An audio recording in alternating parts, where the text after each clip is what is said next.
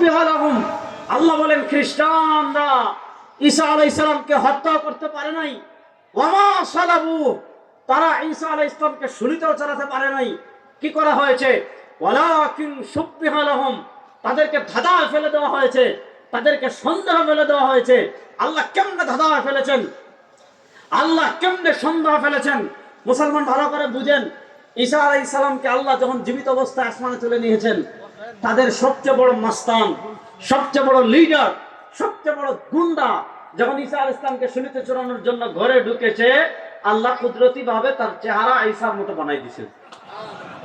এখন পরবর্তী যারা ঢুকছে কয়, কিরে ঈসা দেখি খাইয়া দেয়া মোটা হয়ে গেছে, মা শূলিতে চড়াই হত্যা করে ফেলছে। হত্যা করার পর এবার তাদের ভিতরে ইখতিলাফ লাগছে, দ্বন্দ্ব লেগেছে। কি দ্বন্দ্ব? যে আচ্ছা যদি ঈসাকে মারি তা আমাদের মাস্তান গেল কই, আর যদি মাস্তানকে মারি ঈসা গেল কই? আল্লাহ বলেন ওয়া মা কাতালুহু ওয়া মা সালাবুহু ওয়ালাকিন শুব্বিহা লাহুম। এবার ভালো করে বুঝেন, মুসলমানদের আকীদা ক্লিয়ার, লাম ইয়ালিদ ওয়া লাম ইউলাদ, আমাদের আল্লাহর কোনো পিতাও নাই, আমাদের আল্লাহর কোনো সন্তানও নাই। বলেন না, আমাদের আল্লাহর কোনো পিতা নাই, আমাদের আল্লাহর কোনো সন্তান নাই। যারা বলবে আল্লাহর পিতা আছে এরা কাফের, যারা বলবে আল্লাহর সন্তান আছে এরা কাফের। আল্লাহর কোন সন্তান কিংবা স্ত্রী কিংবা কোন পিতা কোন তাওহীদবাদী মুসলমান কখনো সাব্যস্ত করতে পারে। এবার পয়েন্ট বুঝেন, ঈসা আলাইহিস সালাম আসমানে এখনো জীবিত। বলেন ঈসা আলাইহিস সালাম আসমানে এখনো। সব নবীগণ দুনিয়া থেকে মৃত্যুবরণ করে কবরে গিয়েছেন, অন্যান্য নবীগণ কবরে জীবিত, যারা মৃত্যুর স্বাদ দুনিয়াতে আস্বাদন করেছেন। ঈসা আলাইহিস সালাম এখনো মৃত্যুর স্বাদ আস্বাদন করেননি। তিনি দুনিয়াতে যেভাবে এসেছিলেন ওইভাবে এখনো কোথায় জীবিত? বলেন ওইভাবে এখন কোথায় জীবিত? শুনেন, আমরা বিশ্বাস করি, আমাদের ঈমান, পৃথিবী একদিন ধ্বংস হবে। পৃথিবী ধ্বংস হবে কি হবে না? কথা বলে না, হবে কি হবে না? আপনি কোরআনের পাতায় পাতায় ইযা ওয়াকাতিল ওয়াকিআ লাইসা লিওয়াকাতিহা কাযিবা ইযা সামাউন শাক্কাত ইযা সামাউন ফাতারাত ইযা যুলজিলাতিল আরদু জিলজালাহা ওয়া আখরাজাতিল আরদু আসকালাহা ওয়া ক্বালাল ইনসানু মা লাহা আল কারিআ মাল কারিআ ওয়া মা আদরাকা মাল কারিআ। আল্লাহ কোরআনের পাতায় পাতায় পাতায় পাতায় কিয়ামতের বর্ণনা করেছেন। আমরা বিশ্বাস করি এই আসমান থাকবে না, এই জমিন থাকবে না, চন্দ্র থাকবে না, সূর্য থাকবে না, কিচ্ছু থাকবে না। আল্লাহ বলেছেন কুল্লু মান আলাইহা ফান ওয়া ইয়াবকা ওয়াজহু রাব্বিক। আল্লাহ বলেছেন কুল্লু শাইইন হালিক ইল্লা ওয়াজহা। দুনিয়ার সব ধ্বংস হয়ে যাবে, সব ধ্বংস হয়ে যাবে, একমাত্র চিরস্থায়ী কে? আল্লাহ। জোরে বলেন আল্লাহ। ক্ষমতা থাকবে একমাত্র কার? আল্লাহ। ইল্লা মুলক। এবং বুখারী ব্যাখ্যা করেছেন ফেরাউনের ক্ষমতা থাকে নাই। যেখানে ফেরাউনের ক্ষমতা থাকে নাই সেখানে আওয়ামী লীগের ক্ষমতা চিরস্থায়ী হওয়ার কোনো প্রশ্নই আসে না। যারা মনে করেছিলেন বাংলাদেশ আপনার বাপের, যারা মনে করেছিলেন বাংলাদেশ আপনার দাদা, যারা মনে করেছিলেন বাংলাদেশ আপনাদের, এর আমরা সব ভেসে আসছি। আপনারা কোথায় একটু বের হন তো, দেখতে চাই। এবং যারা আগে ওয়াজ মাহফিল করলে এটা বলা যাবে না, ওইটা বলা যাবে না, এটা করা যাবে না, ওইটা করা যাবে না, আসেন কোথায়, এখন একটু দেখতে চাই। যাক, ওইদিকে কথা গেলে ভালো লাগবে আপনাদের, কিন্তু মূল বিষয় থেকে অন্যদিকে চলে যাব। বুঝেন, আমরা বিশ্বাস করি, আমাদের ঈমান, আমাদের আকীদা, এই পৃথিবী থাকবে না, ধ্বংস হয়ে যাবে। কিয়ামত হবে কি হবে না? শুনেন, কিয়ামতের কতগুলো মৌলিক আলামত আছে, সবগুলো আমি বলবো না, শুধু একটা বলি, দুটা বলি তাহলে বুঝবেন।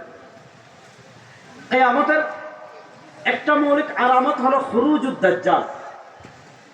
কিয়ামতের আরেকটা মৌলিক আলামত হলো নুজুল ঈসা। মৌলিক আলামত বলতে আমি বড় আলামত বুঝিয়েছি।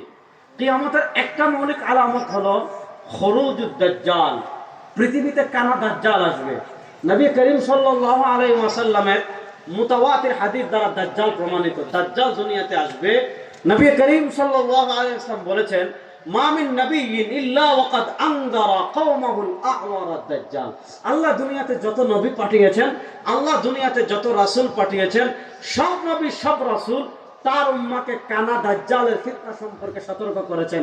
নবী করিম সাল্লাল্লাহু আলাইহি ওয়াসাল্লাম হাদিসের পরের অংশে বলেছেন, ইন্নাহু আ'ওয়া ওয়া ইন্না রাব্বাকুম লাইসা বিআ'ওয়া। দাজ্জালের এক চোখ হবে কানা। আমাদের আল্লাহ কানা? যুবকরা বলো, আমাদের আল্লাহ কানা? না। এবার বুঝেন, দাজ্জালি ফিতনা দুনিয়াতে আসবে। দাজ্জালের টপিক আজকে আলোচনা করব না, আমি ঈসা আলাইহিস সালামের আলোচনা বলে সামনে আগাবো। দাজ্জাল এসে দুনিয়াতে বিশাল সাম্রাজ্য, আরে কি এর হাসিনা মিয়া আর কি এর আওয়ামী লীগ।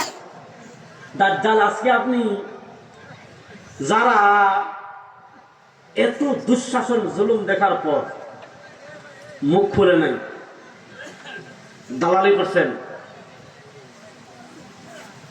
অনেকে তো ইমানও বিক্রি করে দিচ্ছে, আসেন। আপনি দাজ্জালের ফিতনা থেকে বাঁচবেন কেমনে?